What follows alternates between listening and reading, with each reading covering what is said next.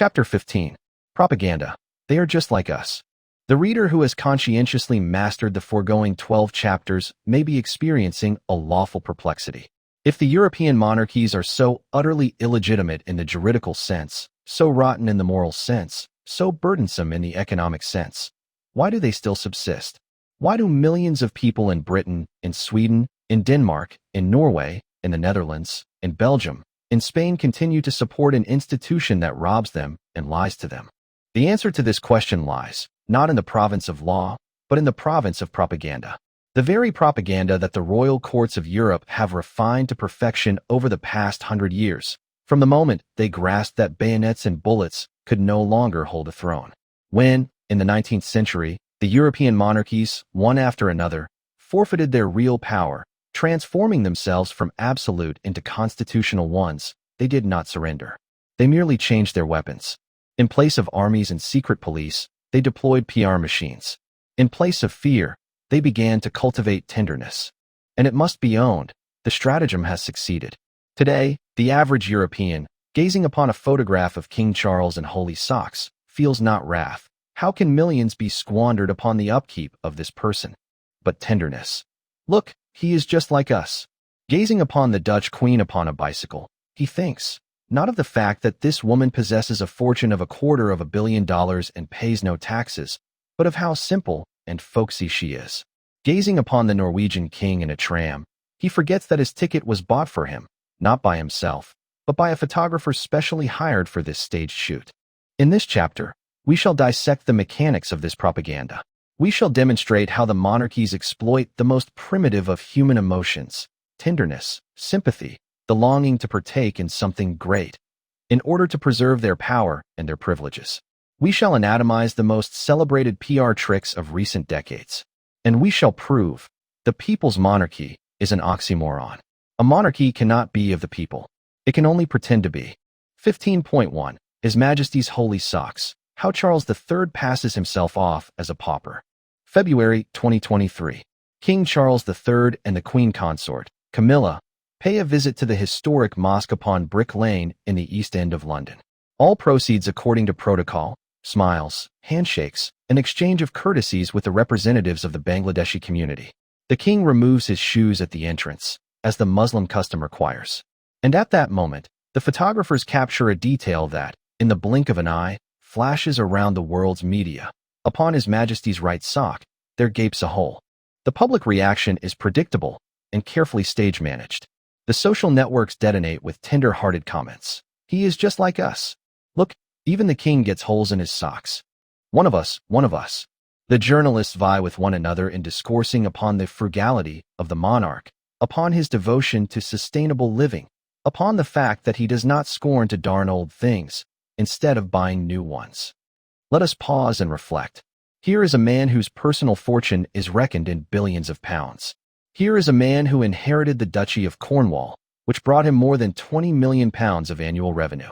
Here is a man who disburses six-figure sums in a year upon his wardrobe, suits made to measure, shirts from the finest workshops of Jermyn Street, cashmere overcoats, and tweed jackets. And this man cannot afford a fresh pair of socks? Or might it be that the truth is the precise reverse? Might it be that the appearance of Charles III in public in holy socks is no evidence of his frugality, but a carefully plotted PR operation? Might it be that the royal publicists are perfectly aware of how the psychology of the primitive man in the street works, that nothing so disposes him to a person as a display of little, human weaknesses? A holy sock is a ruse, as brilliant as it is simple. It costs nothing. It demands no real sacrifice of the monarch. Yet it creates the illusion of nearness, of approachability, of a regular chap. The royal expert Christopher Anderson, commenting upon this episode, observed that Charles was likely mortified by the mishap. Permit us to doubt it. A person who, for decades, has stood beneath the sights of the cameras, who knows that his every step is documented, who has at his disposal a whole staff of attendants answerable for his wardrobe, such a person cannot by accident have donned holy socks for an official engagement. If a holy sock has appeared in public, it was meant to appear. And here is the proof. The selfsame Charles III, while yet Prince of Wales, was repeatedly caught in the sights of the cameras in patched jackets, threadbare coats, and down-at-heel shoes. For a BBC program upon rural life, He selected a jacket held together by patches. The journalists invariably presented this as proof of his modesty and his closeness to the common people. Yet let us put a simple question. If a man is so poor that he is compelled to wear patched jackets, why does he not sell one of his numerous estates? Why does he not renounce his annual maintenance of millions of pounds? Why does he not remove himself from Buckingham Palace to a modest flat in Brixton? The answer is plain, because he is not poor. He is fabulously, indecently, provocatively rich. And his patched jackets and his holy socks are not tokens of necessity. They are a mockery of the millions of Britons who truly cannot afford new socks, because their incomes are being devoured by inflation, and their social benefits are being slashed by the very government that is formally headed by the selfsame king in the holy socks. The holy sock of Charles III is an emblem, the emblem of how monarchy exploits the language of need, without itself suffering any need. It is the same thing as if a billionaire, the owner of a yacht and a private jet, were to post upon his Instagram a photograph of his modest breakfast of porridge, with the caption, "We are human, too." Technically, yes, they are human, but the context renders the statement a monstrous hypocrisy. 15.2. The Bicycle Monarchy, how the Dutch and Danish kings passed themselves off as cyclists. If holy socks are a British speciality, the Scandinavian and Dutch monarchies have chosen another, no less effective, tactic. They exploit the image of simplicity and closeness to the people through seemingly innocent scenes of everyday life. A queen upon a bicycle, a king in a tram, a prince queuing for a hot dog. In the British press, there even exists a special term for this, bicycle monarchy. Originally, it was used in a disparaging sense. The British, priding themselves upon the pomp and ceremonial of their own crown, looked down upon the plebeian habits of the Scandinavian royal houses. Yet, in time, the term shed its negative coloring and began to be employed by the monarchists themselves among others, to exalt the folksiness of these dynasties. The classic example is Queen Juliana of the Netherlands, who reigned from 1948 to 1980. She was truly fond of riding a bicycle. What is more, she did so anonymously, without a bodyguard, without photographers, simply as a private person. The British newspapers, accustomed to golden coaches and guardsmen in bearskin caps, could not believe their eyes. A queen, upon a bicycle, like a mere mortal? Yet here is the thing that must be grasped. Juliana rode a bicycle, not because she lacked the money for a motor car. She was one of the wealthiest women in the world. Her personal fortune was assessed at $250 million. She could have afforded whatever conveyance she pleased.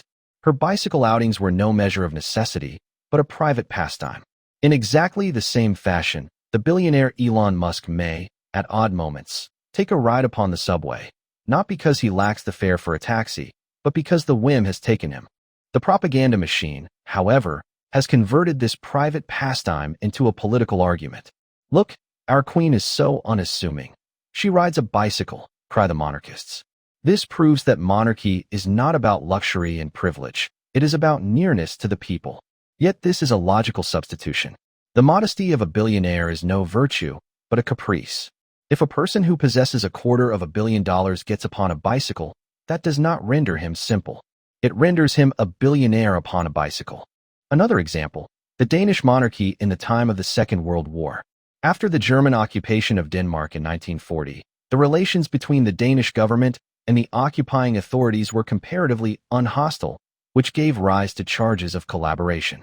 To demonstrate their solidarity with the people, the Crown Prince, Frederick, the future King Frederick IX, and his wife, Ingrid, began to make bicycle excursions through Copenhagen. It was a handsome gesture. It was a demonstration that the royal family was not hiding itself behind the palace walls, but was sharing in the life of its subjects. Yet, and this is the crucial yet, it was precisely a gesture, a symbolic act. Frederick did not remove himself from the palace to a communal tenement. He did not renounce his royal privileges. He did not go to labor in a factory. He simply rode a bicycle. And this proved sufficient for generations of Danes to remember him as the people's king. The term bicycle monarchy is actively employed today by the publicists of the Scandinavian courts. It creates the false impression that these monarchies differ in principle from the pompous British one. Yet let us look at the facts. The personal fortune of the Dutch royal family runs to hundreds of millions of dollars. The Danish royal family draws millions in uppunnage from the public purse. The Norwegian royal court possesses one of the most costly yachts in the world, the Norge, built in 1937 and gifted to King Haakon VII by the people. All of this is luxury, cloaked in the fig leaf of bicycle outings. Prince Louis Ferdinand of Prussia, the grandson of Kaiser Wilhelm II, in an interview for the book The Fall of Eagles, expressed his admiration for the bicycle monarchy and declared that, should the Hohenzollerns ever return to the throne, he would wish to govern in just such a manner, informally, stopping at the red lights, like any common mortal. It is a touching confession, yet it only underscores the essential point. Stopping at a red light is no virtue, but an obligation.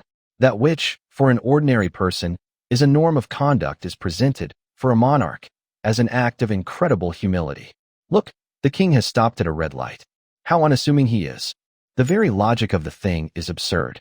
It betrays the deep-seated conviction that a monarch is a being of a higher order, for whom the observance of the traffic laws amounts to a heroic feat. 15.3. His Majesty's Tramcar, the staged folksiness of the Norwegian king. Norway, the youngest and the most artificial monarchy in Europe, has particularly distinguished itself in the creation of the image of the people's king. The quintessence of this image is the photograph of King Olav V, who reigned from 1957 to 1991, seated in a tramcar amidst ordinary citizens. The story, propagated in 1,000 retellings by the Norwegian propaganda, runs thus. King Olav, despite his lofty station, preferred to make use of the public transport. He would buy his ticket like everyone else, seat himself in the tram, and go about his affairs. A photograph has even been preserved in which he is showing his monthly pass to the conductor, a gesture that is meant to call forth a melting tenderness. Look, even the king pays his fare. Let us pause and dissect this scene. The king in a tramcar. Who took the photograph? A chance passerby? No, certainly not. At the king's side there were always to be found the officers of his security service, his aides-de-camp, and, in the case of spontaneous excursions into the city, photographers specially invited for the purpose. This was a staged shoot, designed to conjure up a particular image. King Olav may indeed, upon occasion, have taken a ride in a tram. Yet let us put the question, how often did he do this? Every day, like millions of Norwegians who make their way to work in overcrowded carriages? Or once a year, for a photo session? The answer is plain. The king availed himself of the tram precisely as often as was required to obtain the desired picture. Moreover, the very notion that the king pays his fare is presented as something out of the ordinary. Yet, pray, why should he not pay? Because he is the king? Because he stands above the law? The fact that a monarch's payment of his fare is perceived as a gesture of incredible modesty merely confirms the truth that, in the ordinary course of things, the expectation is that he will enjoy privileges and not observe the common rules. A Norwegian journalist, describing this photograph, remarked upon an important particular. At that moment, a public debate was underway in Norway upon the question of whether the monarchy had not become obsolete. The article accompanied by the photograph of the king in the tram was published precisely at that juncture. A coincidence? Surely not. It is a classic instance of crisis PR. When an institution finds itself confronted with a threat, it casts into the media space a human story, calculated to soften the criticism. Today, this tradition is carried on by King Harald V. The Norwegian media regularly publish photographs of the king upon his skis, the king at a football match, the king standing in a queue for an ice cream. Every such snapshot is accompanied by commentary upon what a happy country Norway is, in which the king is just like everyone else. Yet let us recall what we learned of Harald V in Chapter 7. He is the man who subjected his own father to blackmail with the threat of abdication, in order to marry a commoner. He is the man whose daughter traffics in gin with her own monogram upon the label and marries a charlatan shaman. He is the man whose stepson stands indicted for serial rape and dwells within the royal residence. And it is this very man who, to draw the public gaze away from the putrefaction of his family, dons a ski suit and poses for the cameraman. Look, the king is out skiing. He is just like us. This is no folksiness. It is cynical manipulation. And it succeeds, because the man in the street wishes to believe in the fairy tale. It is a pleasant thing for him to suppose that somewhere, in the higher spheres, there dwell simple and unassuming persons who are just like us. The monarchies exploit this longing, feeding to the public images that have been carefully selected, staged, and stage-managed. 15.4. We are of one blood with you. An analysis of the rhetoric of the royal PR machines. Let us now pass from concrete instances to the general principles. How, precisely, do the royal PR machines operate? What is the nature of their rhetoric? What devices do they employ to persuade the public that monarchs are just like us? Device the first, the mundane detail. The PR services deliberately leak to the press photographs and anecdotes that depict the monarchs in informal, everyday settings. The queen drinks her tea from a cracked mug. A prince potters about with his children in the garden. The king reads his newspaper in a worn old armchair. All of these images are calculated to conjure an illusion of simplicity and accessibility. They declare to the viewer, look, they, too, have cracked mugs. They are no beings from another planet. They are human. Yet this is a selective presentation of reality. The PR service will never show you the invoices for the maintenance of the royal yacht. It will never publish a photograph of the royal treasury. It will never relate to you how many taxpayers might have received free medical treatment upon the funds that are swallowed up by the upkeep of a single Buckingham Palace. They show you the cracked mug, and they conceal from you the golden coach. Device the second, the language of service. The royal personages, in their orations, make a constant parade of the rhetoric of service to the people. I have dedicated my life to the service of this country. The crown is no privilege, but a responsibility. We labor for you, and not you for us. This rhetoric is the purest inversion of reality. In truth, it is the people who serve the monarchy by defraying the cost of its existence out of their own taxes. In truth, the monarchs do not labor. They discharge ceremonial functions that require neither qualification, nor effort, nor accountability. In truth, the crown is precisely a privilege, and a privilege, what is more, that is obtained by the accident of birth and not by any desert. Yet, repeated 1,000 times over, this falsehood begins to be taken for the truth. People grow accustomed to hearing that the queen serves them, and they cease to notice that, in fact, the reverse is the case. Device the third, the appeal to tradition and stability. The monarchy is the anchor that holds the nation steady in the stormy seas of change. The crown stands above the petty squabbles of politics.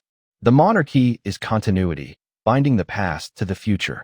This rhetoric exploits the natural human dread of change.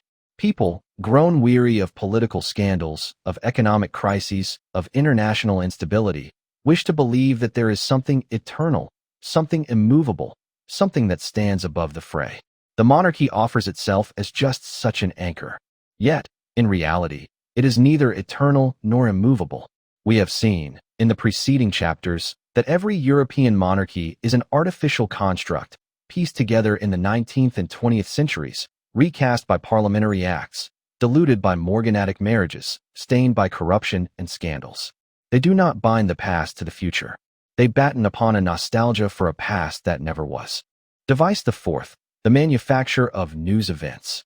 The royal PR machines operate as fully fledged news desks. They plan events that are guaranteed to make the headlines. Weddings, births, christenings, jubilees, state visits abroad. All of these are, not simply occurrences, but information products, manufactured for consumption by the public. Every royal wedding is a multi-million-pound PR campaign, calculated to rekindle the public's interest in the monarchy. Every birth of an heir is the occasion for a national jubilation, carefully stage-managed and rehearsed. Every jubilee is an opportunity to remind the nation of its glorious history and its unbroken tradition. And it succeeds. The ordinary man, switching on his television and beholding the pretty picture of a royal wedding, experiences a rush of positive sentiment. He feels himself to be a partaker in something grand. He forgets that this wedding has been paid for out of his own pocket. He forgets that these people have no right to the throne. He is simply glad, and that gladness is converted into support for the monarchy. 15.5. The paradox. Billionaires passing themselves off as beggars. At the root of this entire propaganda lies a single, fundamental paradox. The monarchies exploit the image of simplicity and modesty, while, at the same time, their representatives are among the wealthiest persons in all of Europe. King Charles III, whose holy socks stirred a wave of melting tenderness, is the master of the Duchy of Lancaster, which yields more than £20 million of annual revenue, and of the Duchy of Cornwall, now passed to his son William, which yields a like sum. His mother, Queen Elizabeth II, left behind her a fortune assessed in the hundreds of millions of pounds, embracing private estates, collections of works of art, jewels, and investments.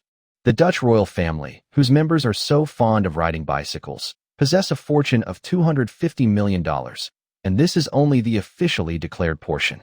The Danish royal family draws from the public purse an annual maintenance in the millions of euros. The Norwegian royal court has at its disposal a yacht whose yearly upkeep is reckoned in the millions of kroner. And it is these people, the proprietors of palaces, of estates, of yachts, of collections of art, who pose before the cameras in patched jackets, upon old bicycles, in the public transport. They exploit the aesthetic of poverty, without themselves experiencing any poverty. They play at being simple folk, while remaining the most privileged caste in Europe. This is no mere hypocrisy.